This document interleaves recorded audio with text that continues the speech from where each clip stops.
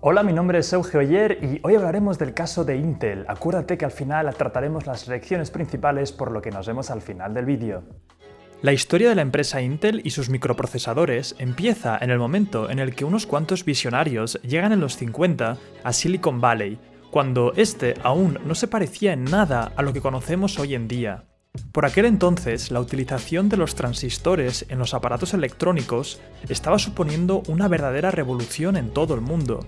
En el año 1955, Sony había lanzado su primera y emblemática radio portátil desarrollada gracias a este novedoso invento.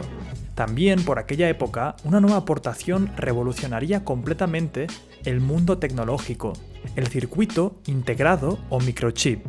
Una pequeña estructura con varios circuitos electrónicos que se convertiría en un componente clave para la mayoría de aparatos que utilizamos hoy en día.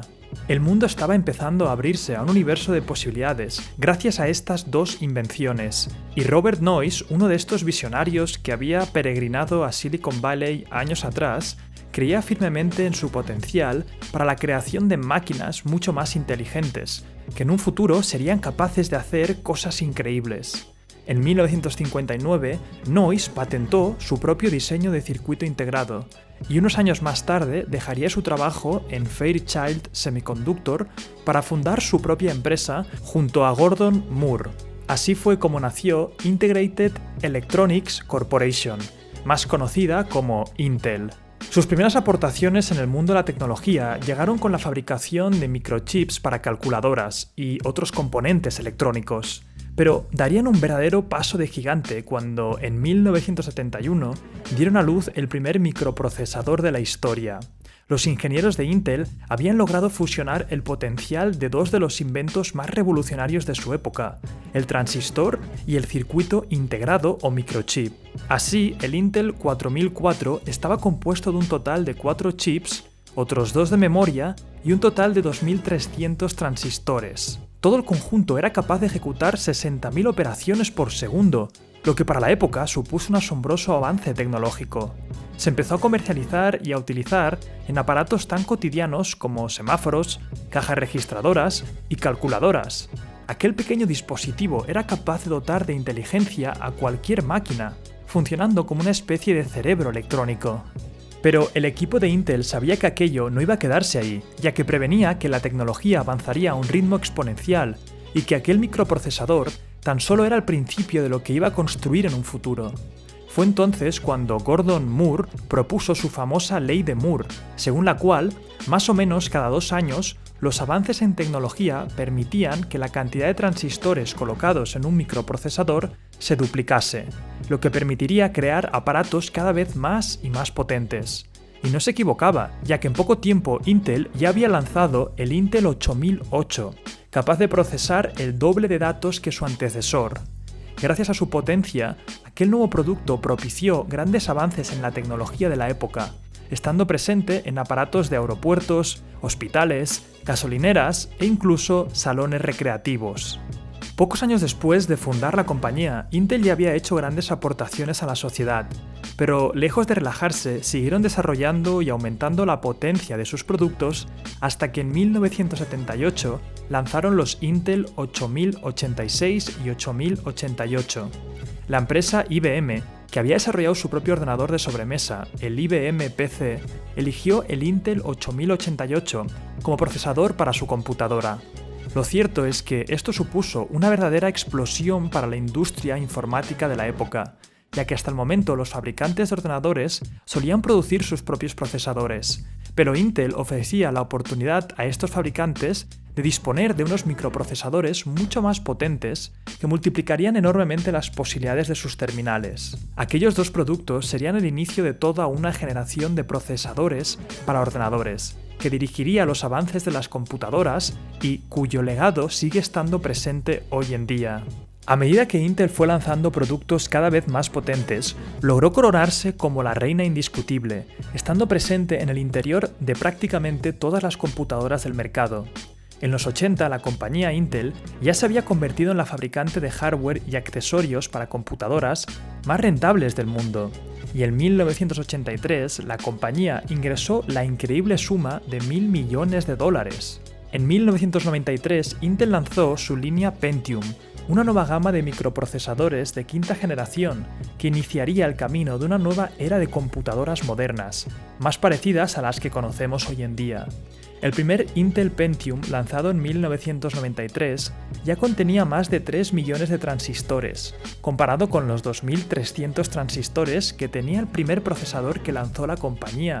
En 1971, podemos imaginar el gran avance y desarrollo que había logrado Intel en todos estos años. Hasta el momento, el uso de ordenadores había estado relegado a empresas, amantes de la informática y personas con un gran poder adquisitivo. Pero alrededor de los años 90 empezó a haber más interés en la sociedad por adquirir computadoras personales. La potencia y por consiguiente el alto precio de la línea Pentium había impedido penetrar sectores del mercado con menos recursos que se habían visto incapaces de comprar una computadora, principalmente por sus altos precios. Pero gracias al lanzamiento en 1998 de la línea Intel Celeron, menos potente, pero a la vez más económica, el mundo de la informática se volvió más accesible al público general. Aquellas dos nuevas gamas de procesadores permitieron a Intel mantenerse en la cresta de la ola durante los 90, pero la entrada del nuevo milenio no iba a ser fácil para la compañía. La burbuja de las .com afectó a muchos sectores de la industria tecnológica, incluyendo a Intel.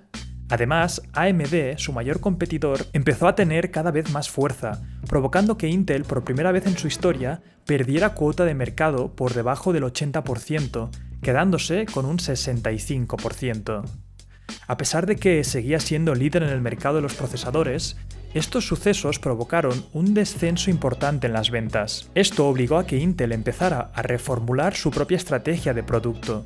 Hasta el momento se había esforzado por lanzar año tras año productos más y más potentes, estando siempre en la cima de la innovación, pero las necesidades del mercado estaban cambiando y la mayoría de consumidores que buscaban ordenadores no querían los más grandes avances ni máquinas superpotentes, ya que muchos tan solo necesitaban consultar su correo o buscar algo de información de vez en cuando.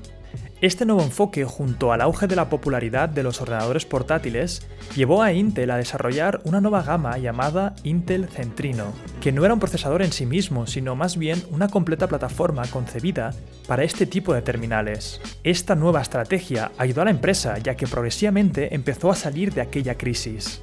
En los años siguientes, Intel ha seguido ofreciendo todo tipo de procesadores, dirigidos a los distintos segmentos del mercado, lo que le ha permitido continuar siendo una de las favoritas de los fabricantes. Sin embargo, estos años no han estado exentos de polémicas para la compañía, ya que otras empresas como AMD han denunciado públicamente supuestas prácticas de presión por parte de Intel para que los fabricantes usen sus productos, propiciando así la creación de un monopolio y una competencia desleal. A pesar de estos traspiés, lo cierto es que el negocio ha seguido yendo bastante bien, haciendo crecer la marca con adquisiciones tan importantes como el desarrollador de antivirus McAfee. Debido a la competencia de AMD, que sobre todo en 2017 ha adquirido muchísima cuota de mercado, Intel ha empezado a entrar en nuevas industrias lejos de la informática, como por ejemplo la de los coches autónomos. Sus procesadores han logrado marcar el camino de la electrónica, funcionando como el cerebro de muchos de los aparatos que usamos hoy en día cotidianamente.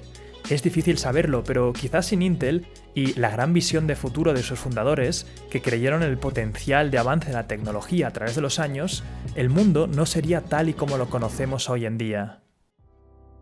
Bueno, hasta aquí el caso de Intel. Antes de pasar a las lecciones principales, recordarte que nuestro curso de trucos psicológicos para aumentar tus ventas está a punto de cerrar. Te he dejado el link en las tarjetas y abajo en la descripción. Ya se han apuntado más de 400 alumnos y estamos a punto de cerrar las primeras inscripciones, por lo que si te interesa, date prisa, tienes abajo y en las tarjetas el link. En el caso de hoy vamos a tratar dos lecciones y la última lección la he convertido en una pregunta para ti. La primera de todo es, si os dais cuenta, llega un punto en el que el mercado ya no le pide a Intel ordenadores súper potentes. Lo que les pide es básicamente un ordenador para poder abrir el correo, algo mucho más normal. Entonces, Intel muy inteligentemente saca Celeron y esto posibilita la apertura a un mercado mucho más grande. Hay momentos en los que te vas a dejar mucho dinero en invertir en I+D, en crear productos y servicios increíbles, cuando a lo mejor el mercado te está pidiendo otras cosas. Al final siempre es lo mismo, escucha al mercado y ofrécele la solución que pide. La segunda lección tiene que ver con la capacidad de Intel de, aun teniendo una competencia dura, recordáis que el momento que está en crisis, poder reinventarse. Es cuando saca el centrino para poder llegar a muchos otros potenciales clientes y empieza a recuperarse. Al final, en una empresa vas a tener altibajos, momentos difíciles, momentos duros. Son precisamente en esos momentos duros cuando tu creatividad tiene que salir a relucir. Piensa que las mejores empresas del mundo, los mayores millonarios, han llegado a puntos en su vida en los que se han arruinado, y la diferencia de si se vuelven otra vez a subir o no es su capacidad de volver a reinventarse y seguir progresando. Y por último, como os digo, esto ya no es una lección, es una pregunta. ¿Creéis que ha hecho bien diversificando y comprando, por ejemplo, McAfee? ¿Creéis que la estrategia potente a largo plazo de Intel es la diversificación hacia otros mercados, como por ejemplo los coches autónomos? Esta pregunta os la lanzo a vosotros, así que en los comentarios podamos hablar de ello. Y por cierto, ¿veis ahí una pizarra? Acabo de grabar para el Club Emprende las lecciones de Chili Beans, una marca de gafas brasileñas increíble. Las lecciones que vemos ahí son mucho más largas, de unos 15-20 minutos, donde profundizamos y hacemos mucho hincapié en estudios empresariales. Así que si te gusta el tema de los casos avanzados, ya sabes que también puedes desbloquear tu mes gratis en las tarjetas y abajo en la descripción. Mi nombre es Euge Oller, fundador de Emprende Aprendiendo. Ha sido un placer como cada domingo. Ya sabes, suscríbete para ver contenido cada semana, compártelo con tus amigos emprendedores y nos vemos en el vídeo que viene. ¡Chao!